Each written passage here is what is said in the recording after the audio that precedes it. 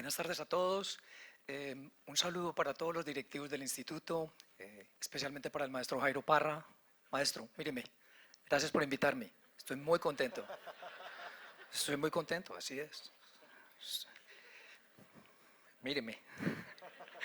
Muy bien, señores, el título de mi ponencia se llama Lo probable y lo demostrable y realmente tiene que ver con un asunto que es de importancia, no solo para los funcionarios jurisdiccionales, sino para el abogado litigante. ¿Por qué? Porque el artículo 176 del Código General del Proceso nos habla de la apreciación de las pruebas. Y nos dice que las pruebas deberán ser apreciadas en conjunto, de acuerdo con las reglas de la sana crítica. Y al final dice que el juez expondrá siempre razonadamente el mérito que le asigne a cada prueba. Si ustedes ven ahí en color, entonces tenemos conjunto, tenemos reglas de la sana crítica y cada prueba. Es decir, hay una valoración individual y conjunta. Yo más o menos hace 8 años vengo tratando de entender cómo es que se hace eso. O sea, ¿cómo le haces para valorar conjuntamente los elementos de juicio que las partes a través de la demanda y la contestación traen al proceso?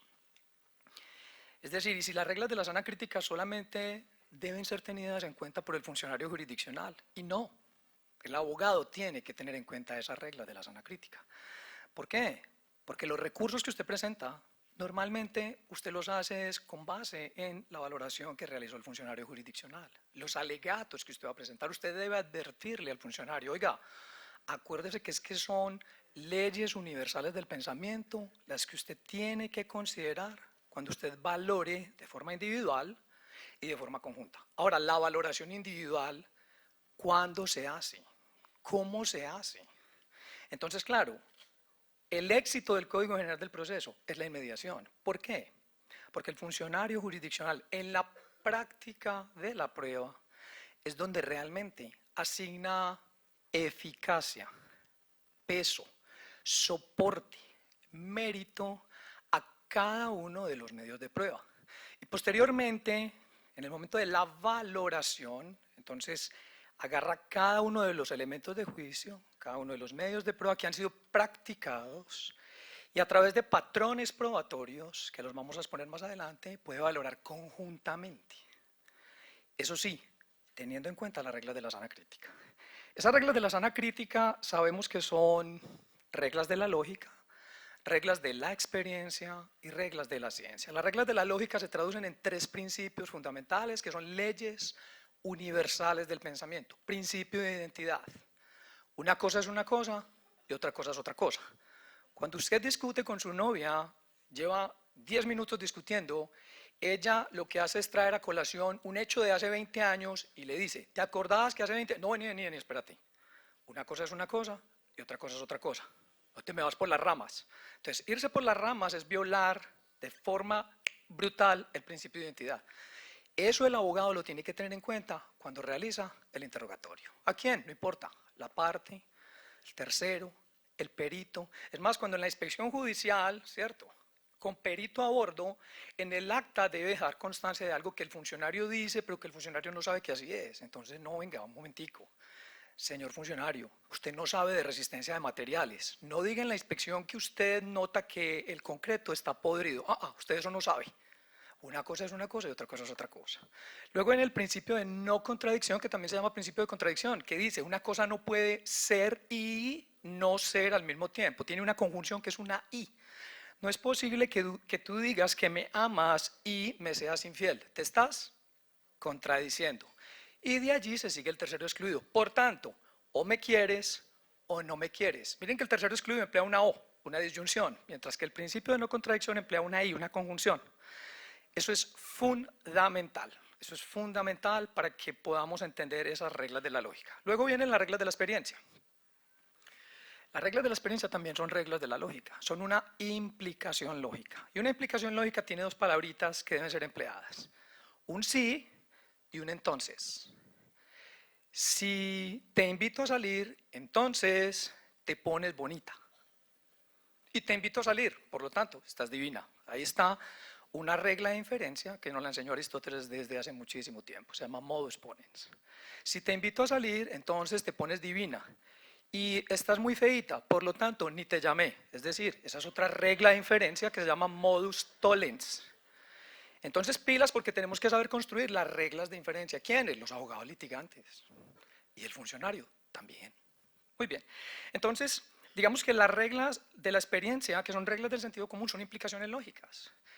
¿Cómo tenemos que adorar esas reglas de la experiencia? Si una cosa se da, entonces, esta es la palabra que hay que emplear, por lo general, casi siempre, con frecuencia, en la mayoría de los casos, lo otro ocurre. Si hay nubes negras, entonces, por lo general, llueve. Así es, así es. Entonces, por ejemplo, cuando ustedes observan que alguien tiene un yeso en su brazo izquierdo, ¿tú qué dices? ¿En el brazo izquierdo? Se fracturó, ¿sí o no? Primera pregunta en el interrogatorio. ¿Tú viste cuando me fracturé? Entonces, ¿cómo afirmas eso? Porque hay una regla de la experiencia, ¿cierto? Hay prueba indiciaria o circunstancial, hay un hecho indicador y un hecho indicado, ¿cierto? Entonces, si una persona tiene un yeso en una de sus extremidades, entonces, en la mayoría de los casos, ha sufrido una fractura.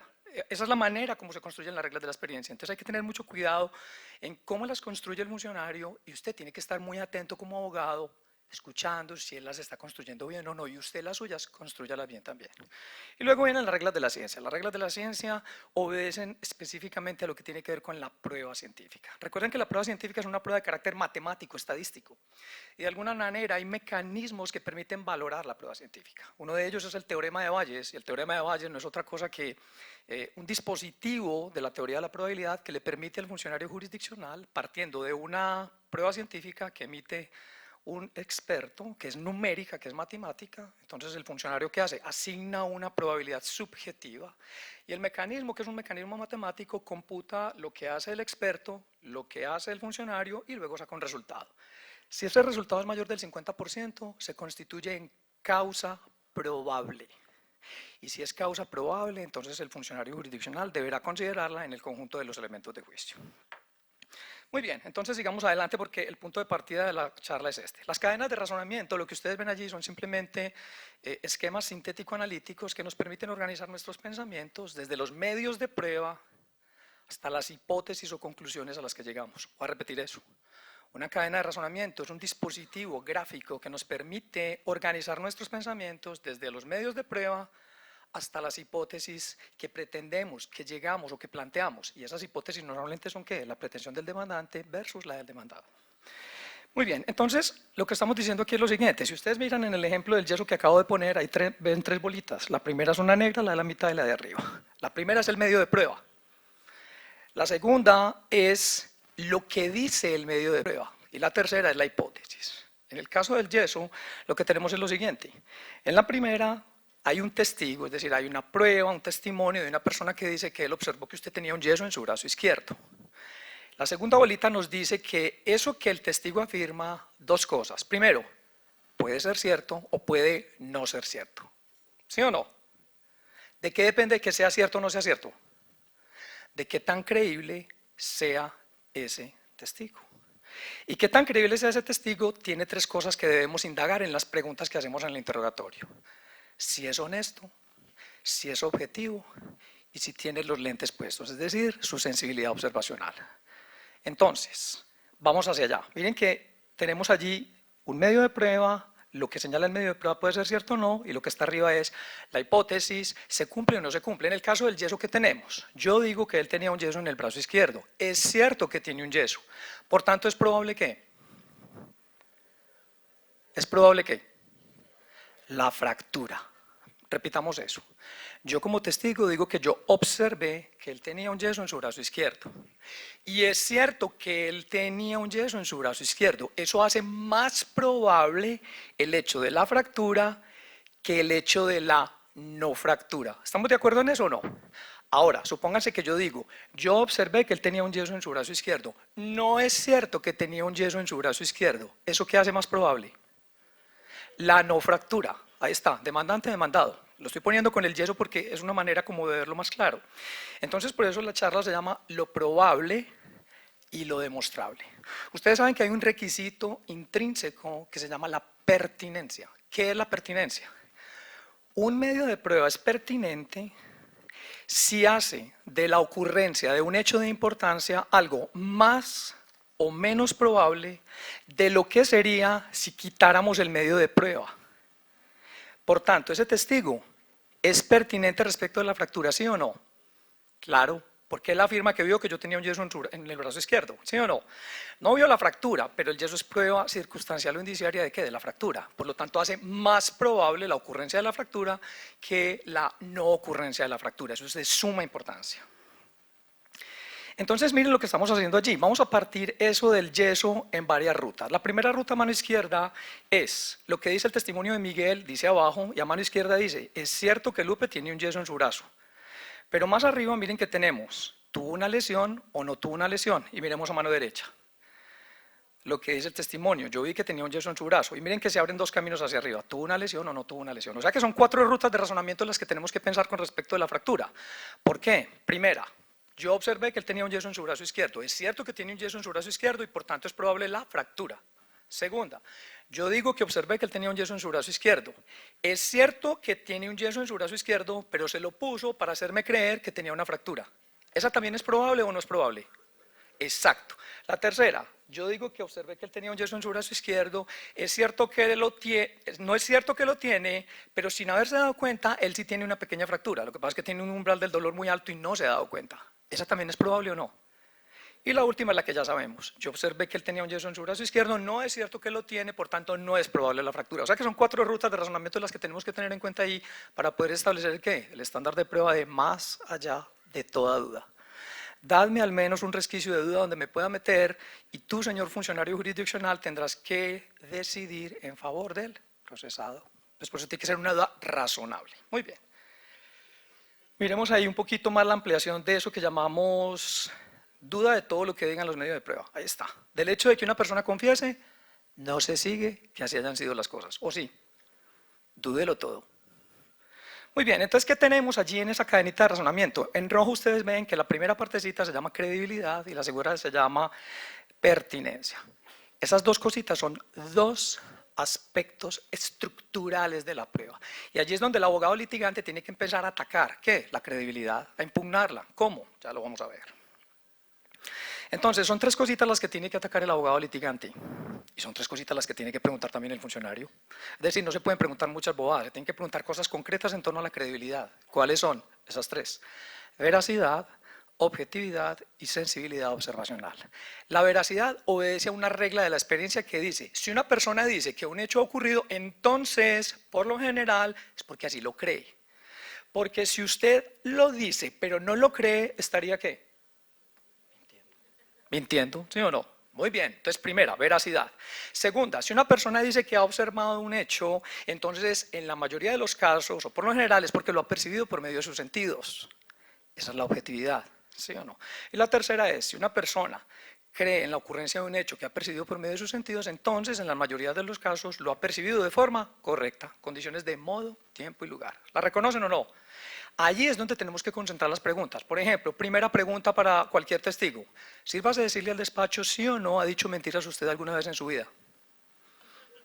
Sí, no más preguntas, señor juez. Miren que esa está ubicada en la base de la credibilidad. O sea, si yo corto allí abajo en la credibilidad, la honestidad de esa persona, se cae, se derrumba toda la prueba, se cae toda la prueba. Y el juez tendrá oportunidad de verlo a usted ahí. Sí, se ha hecho mentiras, sí, claro que las he hecho. No, ya no más preguntas, es verdad. Estoy molestando, pero es para que entendamos eso. Por ejemplo, en casos laborales de responsabilidad patronal, afirma el abogado de los 10 demandantes, es que el andamio desde el que cayó mi hermano y mi hijo estaba podrido. ¿Usted lo vio? Sí, yo lo vi. O sea que usted está siendo objetivo. Sí, yo lo vi. Ya. ¿Y usted cómo sabe que estaba podrido? Porque se veía como de colorcito, de colorcito. Usted tiene visión de Superman para poder atravesar el hierro y decir que así es. No, entonces falló fue su sensibilidad observacional. Usted es honesto, usted lo vio, pero usted no sabe de rayos X ni de pruebas radiográficas parametrales. Entonces, miren que lo que tenemos que hacer es cuestionar veracidad, objetividad, sensibilidad observacional. Entonces, si ustedes observan en los laditos, hay unas pruebas que también entran para tratar de destrozar esas 3 reglas de la experiencia que acabo de mencionar, que tienen que ver con la veracidad, la objetividad y la sensibilidad observacional. El estándar de más allá de toda duda, ¿cuándo se alcanza? En la práctica de la prueba. En la práctica de la prueba. ¿Cómo? Haciendo las preguntas correctas. ¿En torno a qué? A la veracidad, a la objetividad y a la sensibilidad observacional. Voy a repetir eso. El estándar de más allá de toda duda, o cualquier estándar, el de la prueba preponderante, el de la causa probable, el de la prueba clara y convincente, ¿dónde se alcanza? En la práctica de la prueba. ¿Cómo? Haciendo las preguntas correctas. Y la teoría de restricciones, que es un tema de administración de negocios en cadenas de suministro, ya nos enseñó cómo se extrae información del océano de los datos. ¿Cómo? Haciendo las preguntas correctas. ¿Por qué? Porque cuando usted hace las preguntas correctas, hay abogados que aportan el contrato y la primera pregunta que hacen es, ¿celebró usted el contrato? Oiga, no pregunte eso, eso no hay que preguntarlo. Pregunte lo que tenga que preguntar, entonces es muy importante eso, señores. Eso sí lo quiero señalar, en la práctica de la prueba es donde se cuestionan estas tres variables relevantes. Ahora, ¿cómo se valora conjuntamente la prueba? Atendiendo a patrones probatorios. ¿Cuáles son esos patrones probatorios? Patrones de corroboración y convergencia, mírenlos, allí están. Corroboración es simplemente que dos o más medios de prueba apunten en la misma dirección de la ocurrencia de un hecho. ¿Qué es convergencia? El que sigue abajito. Dos medios de prueba apuntan hacia hechos diferentes, pero ambos hechos diferentes apuntan hacia la misma hipótesis. Eso es corroboración y eso es convergencia y son patrones probatorios. Entonces el funcionario tiene que decir de la prueba documental obrante a folio 14 aportada por el demandante y de la prueba testimonial ofrecida por el mismo del señor Juan Carlos Pérez en la pregunta número 10 se observa esa es la manera, a través de patrones probatorios, no hay de otra. Entonces son patrones de corroboración y convergencia que hacen ¿qué? Armonía probatoria. Y también hay patrones de disonancia probatoria, esos términos se toman de la música. La armonía y la disonancia vienen de los acordes musicales y los norteamericanos y los ingleses los emplean muy bien aquí en el campo del derecho probatorio. Entonces tenemos contradicción y conflicto. Contradicción, ya lo sabemos. Un medio de prueba apunta en una dirección de un hecho y el otro medio de prueba apunta en la dirección de la no ocurrencia de ese hecho. Ahí están en contradicción y el juez deberá decirlo así. Pero también hay conflicto probatorio. Miren que el conflicto surge entre dos o más medios de pruebas, dos medios que apuntan a dos hechos diferentes y uno apunta hacia la corroboración de una hipótesis y el otro hacia la refutación de la hipótesis. Ahí tendríamos conflicto probatorio. Hay otro patrón que se llama redundancia probatoria y tiene que ver con la utilidad. Recuerden, requisitos, conducencia, pertinencia, utilidad. Eso es lo mismo que redundancia probatoria. Muy bien, el principio de identidad en grafología forense, voy a ir rápido para ver, es decir, pongamos a funcionar lo que hemos dicho. Esto es un dictamen pericial, no se nota muy claro ahí, pero el perito decía, el alma es un complejo infinito y así como no hay dos almas iguales, tampoco existen dos grafismos iguales. Principio de identidad en grafología forense. Y a continuación en el dictamen pericial, miren lo que dice. Al respecto se verificó la idoneidad de los elementos de estudio y su aptitud para este concepto. O sea, yo que en realidad se trata de una fotocopia muy probablemente del documento original. Con este presupuesto se verificaron otros documentos a fin de encontrar la misma consonancia de textos manuscritos y hallando que la firma del folio en cuestión presenta como patrón a esta persona y es idéntica a la que aparece en los folios. ¿Qué acabo de violar allí el perito? Principio de identidad. Una firma que yo hago en un papel aquí y otra que hago aquí, nunca son idénticas. Una firma es una firma aquí y otra firma es otra firma aquí. Entonces miren que de aquí hay una violación del principio de identidad y también hay ¿qué? Violación del principio de contradicción. Yo no puedo decir arriba que no pueden haber dos firmas idénticas y más abajo decir que esta es idéntica a la que aparece en este otro folio. Entonces hay una doble, no hay que saber mucho de grafología forense, hay que leer 100 veces el dictamen pericial. La demanda hay que leerla 100 veces antes de contestarla, no 2 ni 3. Los medios de prueba hay que mirarlos por ahí 100 veces, no una vez. Porque allí es donde encontramos ¿qué? Las reglas de la sana crítica. Entonces cuando yo le digo a él, oiga, acláreme y complementeme, ¿cómo así que muy probablemente el documento original, si es un documento que estoy tachando de falso? Si hay un documento original o fue uno que construyeron original pero que obedece a un documento, entonces miren cómo ellos afirman eso, muy probablemente, así como muy probablemente sí, muy probablemente no. Y cuando le pido la aclaración y la complementación me dice, la respuesta no se deja esperar, ninguno de los dos casos es posible resolverse en pleno. Los poquísimos elementos visibles de esta firma en el documento mencionado no permiten hacer una determinación de fondo, ni positiva ni negativa, sencillamente por lo defectuoso del proceso de reprografía. Pero ya se manifestó en el primero, no, ya hizo una afirmación positiva. Entonces, ¿qué hizo? Volvió a violar el principio de no contradicción. Esa es mi hija Lupe, y mi hija Lupe me preguntó un día, gordo, ¿por qué vuelan los pájaros? Yo le dije, mi amor, no sé, anda a preguntarle al pájaro. Porque los que estaban alrededor, todos empezaron a responder, y todos decían, porque tienen alas, porque esa es su naturaleza, ¿cierto? Y no había una unificación de respuestas. Le dije, pregúntale a él. Y obviamente, entonces, tenemos que preguntarle a los documentos. Por ejemplo, y para terminar, señores, una sutileza probatoria muy importante. Del hecho que allí aparezca una firma, ¿se sigue que sea la firma de que la persona que firmó ese documento? No, pregúntele. Segunda pregunta, cuando usted reconoce la firma, ¿de ahí se sigue que usted la hizo? No necesariamente, ¿cierto? Entonces, esas preguntas, el documento hay que ponerlo a hablar, por eso hay que preguntarle al pájaro, hay que poner a hablar esos documentos. Tenemos un balance de probabilidades, que es lo que debe hacer el funcionario, y para finalizar, quería decir simplemente que tenemos que estudiar todo lo que son los modelos inductivos de valoración probatoria. Mil gracias.